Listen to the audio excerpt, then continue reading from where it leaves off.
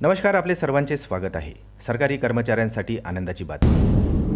DA 50% झाल्यानंतर HRA, ग्रॅज्युटीसह या गोष्टीतही झाले मोठे बदल. चला तर पाहूया ही सविस्तर बातमी. त्यापूर्वी चॅनलला नवीन असाल तर सबस्क्राईब करायला विसरू नका आणि नवनवीन अपडेट मिळविण्यासाठी बेल आयकॉनला प्रेस करायला विसरू नका. ही अत्यंत महत्त्वाची माहिती आपल्या सहकारी मित्रांना शेअर करून व्हिडिओला लाईक करायलाही विसरू नका. जर तुम्ही केंद्रीय सरकारी कर्मचारी म्हणून जर सेवा देत असाल किंवा कोणी शासकीय सेवेत कार्यरत असेल तर ही तुमच्यासाठी महत्त्वाची बातमी आणि कामाची बातमी ठरणार आहे. आपणास माहीतच आहे की लोकसभा निवडणुकीसाठी आचारसंहिता जाहीर होण्यापूर्वी केंद्रातील सरकारने सरकारी कर्मचाऱ्यांना खुश करण्यासाठी महागाई भत्ता 46% वरून 50% केलेला आहे.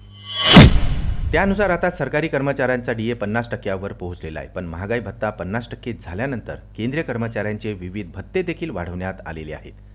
ग्रॅज्युटीच्या नियमात देखील आता बदल झालेला आहे. महागाई भत्ता 50% झाल्यानंतर सरकारी कर्मचाऱ्यांचे कोणकोणते भत्ते वाढले आहेत आणि ग्रॅज्युटीच्या नियमात कोणता बदल झालेला आहे या संदर्भात माहिती जाणून घेऊ. खरं तर सरकारच्या माध्यमातून नुकत्याच काही दिवसापूर्वी ग्रॅज्युटीच्या नियमात सुद्धा बदल करण्यात आलेला आहे. केंद्र सरकारच्या कर्मचाऱ्यांच्या ग्रॅज्युटीवरील कर सूट मर्यादा आता 20 लाख रुपयेवरून 25 लाख रुपये करण्यात आलेली आहे. याशिवाय सेवानिवृत्ती आणि डेथ ग्रॅज्युटीमध्ये देखील वाढ झाली आहे. यामुळे आता निश्चितच केंद्रीय सरकारी कर्मचाऱ्यांना मोठा दिलासा मिळणार आहे. कर्मचाऱ्यांच्या घरभाडे भत्त्यात सुद्धा वाढ झालेली आहे. X, Y आणि Z श्रेणीतील शहरामध्ये राहणाऱ्या केंद्रीय कर्मचाऱ्यांसाठी एचआरए भत्त्यात वाढ करण्यात आलेली आहे. आता X, Y आणि Z श्रेणीतील कर्मचाऱ्यांना अनुक्रमे 30%, 20% आणि 10% एवढा एचआरए दिला जाणार आहे.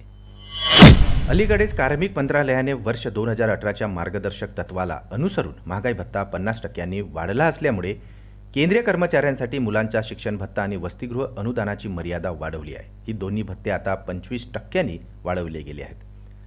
कार्मिक मंत्रालयाच्या म्हणण्यानुसार मुलांच्या शिक्षण भत्त्याच्या प्रतिपूर्तीची रक्कम सरकारी कर्मचाऱ्यांनी केलेल्या वास्तविक खर्चाकडे दुर्लक्ष करून प्रति महिना 2,812 रुपये आणि वसतिगृह अनुदान 8,437 रुपये प्रति महिना एवढे राहणार आहे. याशिवाय विशेष परिस्थितीत रकमेत बदलही नमूद करण्यात आलेला आहे आणि विशेष म्हणजे ही वाढ आता जानेवारी 2024 पासून लागू असणार आहे.